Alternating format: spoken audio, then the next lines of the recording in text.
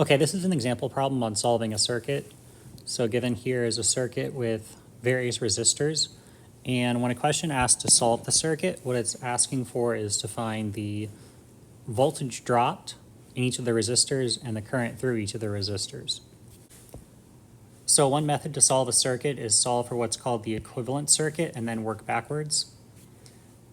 The equivalent circuit is going to consist of one source, which is the battery here, and then one load, which means I want to turn these 5 resistors into one equivalent resistor.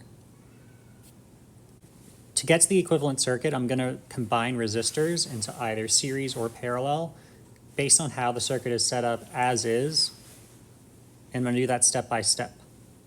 So when I look at the circuit here, the 10, the 2, and the 3 ohm resistor are in series with each other. Any current that flows through the 10 ohm resistor has to flow through the 2 and has to flow through the 3.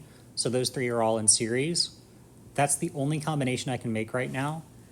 Current that flows through the 20 ohm resistor doesn't have to flow through any of the other resistors in the circuit. It can go through the 10 or the other 3.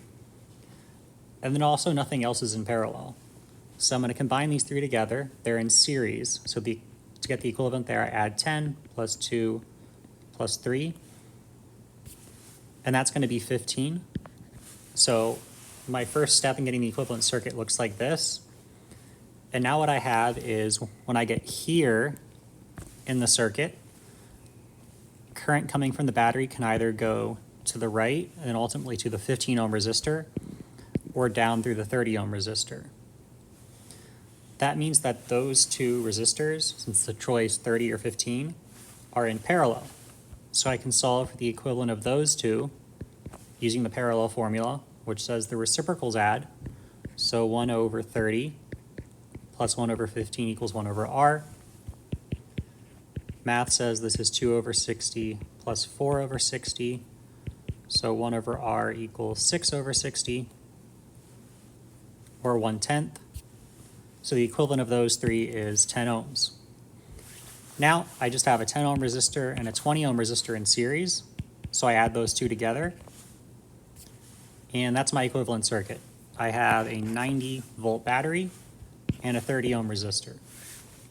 Since the 30 ohm resistor is the only load left, the 90 volts given by the battery is dropped in the 30 ohm resistor. And then using Ohm's law, V equals IR, I get the current here is 3 amps.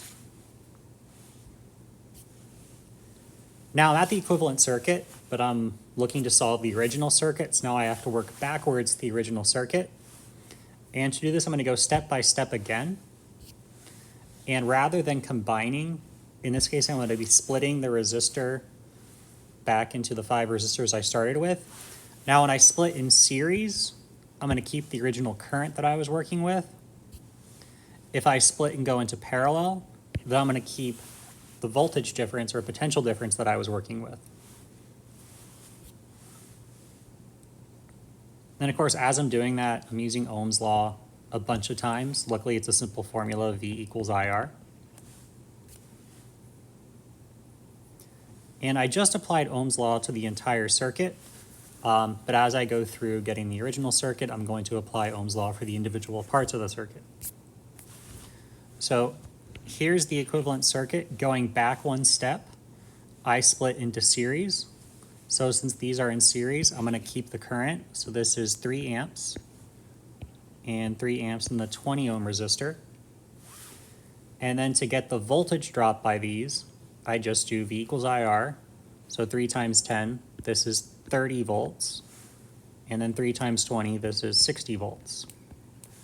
Now a check I can do to make sure that everything's going well here is that I get 90 volts. This is a single loop. When I go through a single loop, the 30 lost here and the 60 lost here do add up to 90. So everything so far checks out.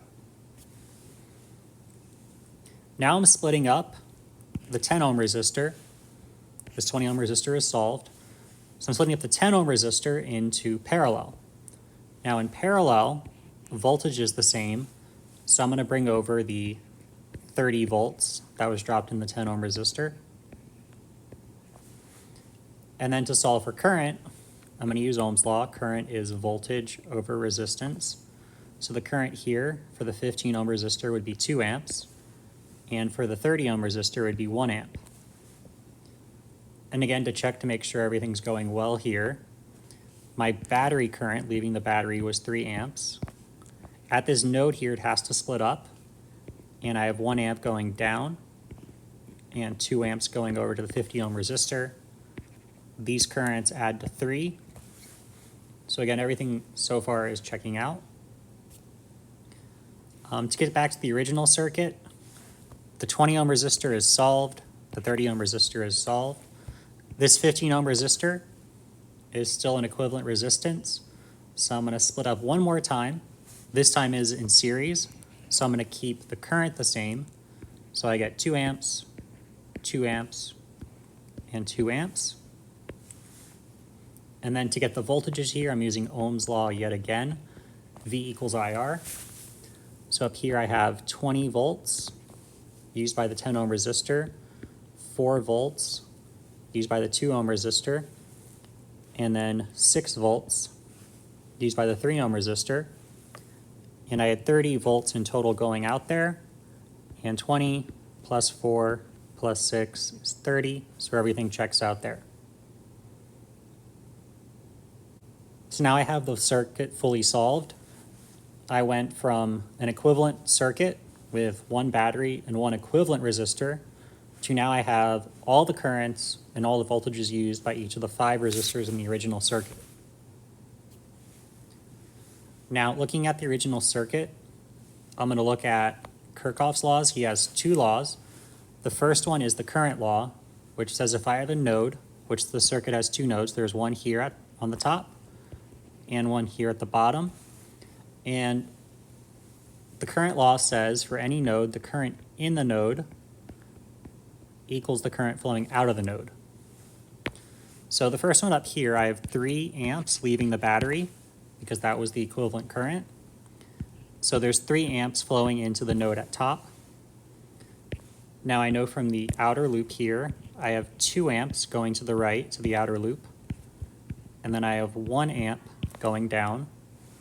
So Kirchhoff's law is satisfied there. Then the currents recombine at the bottom. I have 1 amp coming down from above the node, and then 2 amps from the left going into the node. And then flowing out, I have 3 amps, because again, that's the current going to the battery.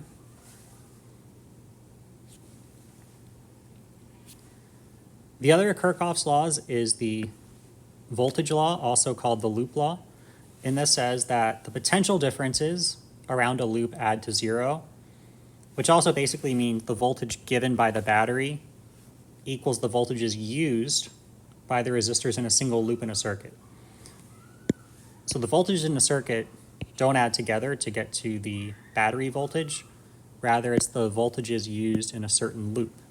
Now this circuit has 2 loops, which means that when charge leaves the battery, it can go through 2 different paths. It can't go through both. It can go through the inner loop, drawn in green here, through the 30 ohm resistor to the 20 back to the battery, or it can go through this outer loop. It can go through the 3 resistors, 10, 2, and 3, then go through the 20 ohm resistor back to the battery. And in each of those loops, the voltage supplied, which is 90 in both, equals the voltage used. So in the inner loop, charge leaving the battery gets 90 volts. It flows down through the 30 ohm resistor and loses 30 volts.